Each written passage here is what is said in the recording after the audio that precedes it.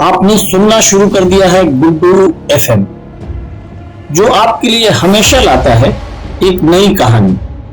और इसी कड़ी में आज आपके लिए लेके आया है तन्हा रात। आप इस कहानी को सुनते ही हिप्नोटाइज्ड हो जाएंगे, तो अंत तक इस कहानी में बने रहें और पूरी कहानी का मजा लें और देखें आप किस तरह से कहानी में डूबते हुए जाते हैं और अपने आप को हिप्नोटाइज्ड हो जाते हैं। यह कहानी एक कल्पना पे आधारित है। आप लोगों ने तो हिप्नोटिज्म का नाम सुना ही होगा। चलो आज मैं आप लोगों को हिप्नोटाइज करता हूं। चलो मेरे साथ आप भी कल्पना की उड़ान भरो। एक रात आप अपने पलंग पे बैठे हो, आपको नींद नहीं आ रही हो और आप अब पलंग से उठ के अपने पैर जमीन पर रखकर पलंग पर बैठ चुके हो। आप अपने मन में कुछ सोच रहे हो कि मुझे रोज तो जल्दी नींद आ जाती है, पर आज क्या बात है कि नींद नहीं आ रही।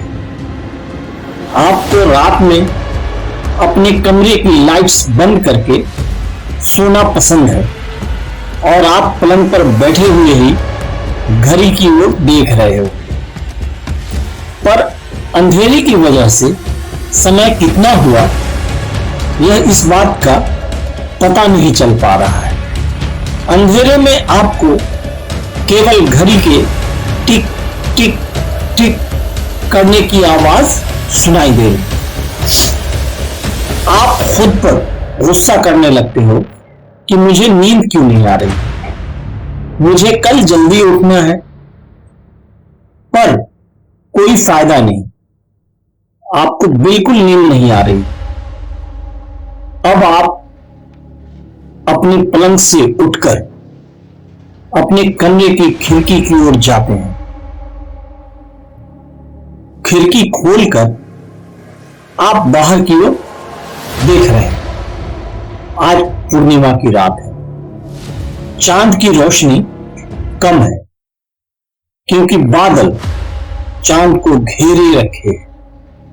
बाहर का मौसम काफी ठंडा है। बाहर झिंगुरों की आवाज आ रही है।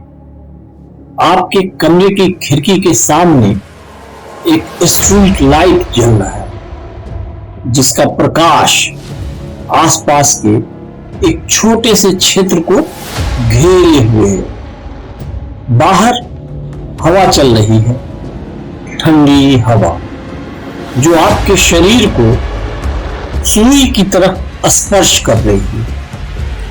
मौसम सर्दी का है, चारों तरफ घंघोर अंधेरे, बहती हुई ठंडी हवाएं और झिंगुरों की आवाज के सिवा कुछ नहीं। धीरे धीरे आप आसपास के माहौल को समझ पा रहे हैं। वह माहौल में कोई और भी आ रहा है, जिसे आप साफ तौर से महसूस कर पा रहे हैं। आपको किसी के कदमों की आवाज सुनाई दे रही है, पर यह आवाज बहुत धीमी है।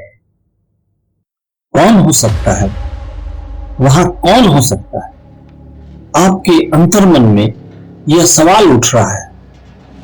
अब आप अपनी नजरों को चारों ओर के माहौल में घुमाकर उस आने वाले को देखने का प्रयास कर रहे हैं, पर आपको नहीं पता कि वह आने वाला किस ओर है। धीरे धीरे बढ़ने लगी है।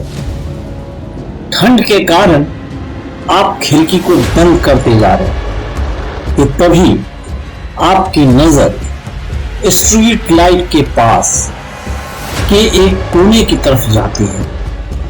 हवा और भी तेज हो गई, झिंगुरों की आवाज बंद हो गई। उस कोने के पास में कोई तो खड़ा है, और कौन है वो? सवाल आपके अंदर उठ रहा है।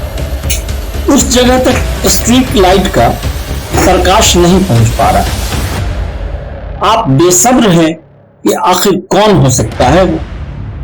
आपकी नजर स्ट्रीट लाइट की ओर जाती है जो अब जल बुझ रही है। धीरे धीरे स्ट्रीट लाइट पूरी तरीके से बंद पड़ जाती है। चारों ओर खूब अंधेरा। आप किसी के धीरे धीरे चलने की आवाज को सुन सकते हैं। बादल के हटते ही प्रकाश फैल जाता है, पर आपकी नजरें तो एक 8 फुट लंबे आदमी की ओर गड़ चुकी है। वो आदमी स्ट्रीट लाइट के ठीक नीचे खड़ा आपको देख रहा है। क्या है यह? आपके मन में आया हुआ सवाल। वो आपको देख के एक बड़ी ही भयानक सी मुस्कान और हंसी देता है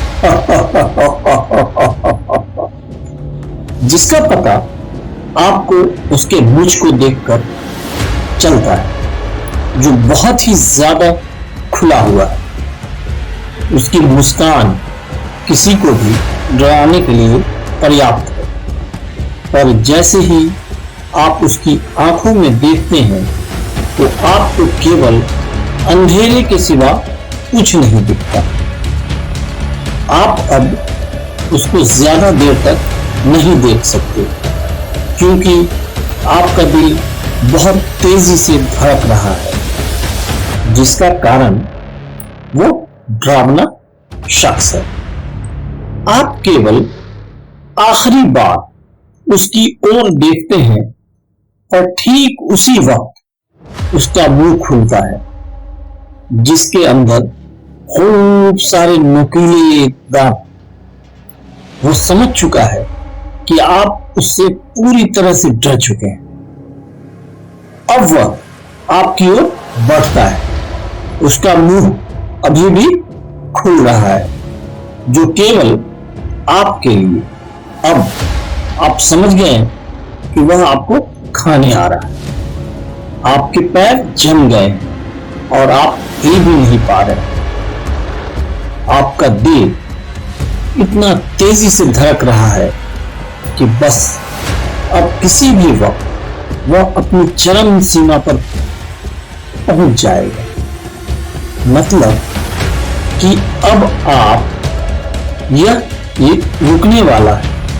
आप आखिरी बार उस शख्स की ओर देखते हैं और फिर आप तेजी से अपनी खिड़की बंद कर लेते हैं और अपनी पलंग की रजाई में जाकर छुपने का प्रयास करते हैं। हे भगवान, कौन है ये? नरक से भी डरावना। आपकी खिड़की पर खटखटाने की आवाज आ रही है, जो बेशक हवा की नहीं बल्कि उसी की। आप अब किसी भी वक्त मर सकते हैं। ऐसा आपके मन में उठ रहे कई सारे खौफनाक ख्याल, जो धीरे धीरे डर के मारे आपको नींद आ जाती है। अगली सुबह जब आपकी आंख खुलती है तो आप अपने आसपास देखते हैं और देखने से ऐसा लगता है कि आप सच में अब वास्तविक दुनिया में हो। फिर से अपनी खिड़की खोलते हो और बाहर देखते हो। कुछ भी तो नहीं यहां। सब कुछ तो पहले ही जैसा है। कल ही तो मैंने देखा था कि किसान ने उस खेत में चूहे, नीलगाय और परिंदों को भगाने के लिए एक डंडे के ऊपर एक काला हांडी डाला और उसमें रावण की आकृति बनाई, जिसके बड़े बड़े दंत दिख रहे थे। तो दोस्तों, ये कहानी अगर अच्छी लगी तो आप इसे लाइक कर लें। अपने दोस्तों, परिचितों और रिश्तेदारों के साथ इस चैनल को सब्सक्राइब करें। मेरी मेहनत के लिए और निरंतर इस तरह के कहानियों के लिए आपका एक लाइक तो बनता है। धन्यवाद।